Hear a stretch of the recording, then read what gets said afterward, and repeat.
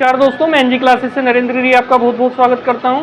दोस्तों, जैसा कि बोर्ड पर आपको एक क्वेश्चन नजर आ रहा होगा और ये क्वेश्चन मैंने टाइम एंड वर्क से लिया है जो कि मैथ का एक इंपॉर्टेंट टॉपिक है। आइए देखिए इस क्वेश्चन को करते हैं, किस तरीके से ऐसे क्वेश्चन किए जाते हैं। ए किसी कार्य को 10 दिनों में समाप्त कर सकता है, जबकि बी इसी कार्य को 15 दिनों में समाप्त कर सकता है।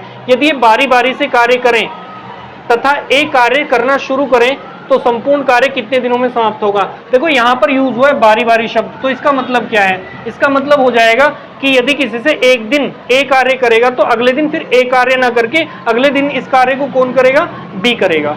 फिर उसके बाद में तीसरे दिन फिर ए आ जाएगा और फिर चौथे दिन फिर बी आ जाएगा। तो इस तरीके से बारी बारी से मतलब होता है, इसका बारी बारी से कार्य करने का ये मतलब होता है। तो देखिए किस तरीके से ऐसे क्वेश्चन को किया जाता है। ए किसी कार्य को कितने दिनों में समाप्त कर सकता है? 10 दिनों में समाप्त कर सकता है। तो ए कितने दिनों में कर सकता है? 10 दिनों में।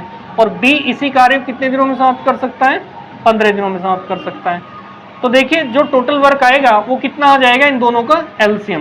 तो एलसीएम कितना हो जाएगा? 15 और 10 का एलसीएम हो जाएगा 30। तो टोटल वर्क कितना हो गया?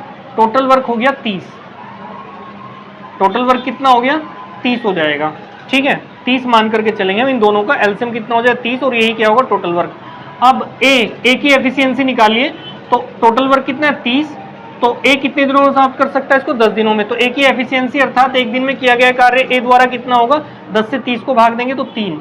और बी की एफिशिएंसी कितनी आ जाएगी? 15 से 30 को भाग दिया तो 2।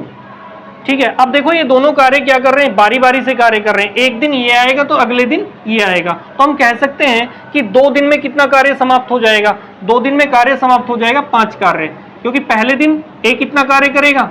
ये पहले दिन कौन करेगा? ए कार्य करेगा। फिर अगले दिन बी कितना कार्य कर जाएगा? 2 कार्य। तो कुल मिलाकर के 2 दिन हो गए ना यहाँ पर। तो 2 दिन में कितना कार्य हो चुका है? 2 दिनों में कितना कार्य हो चुका है?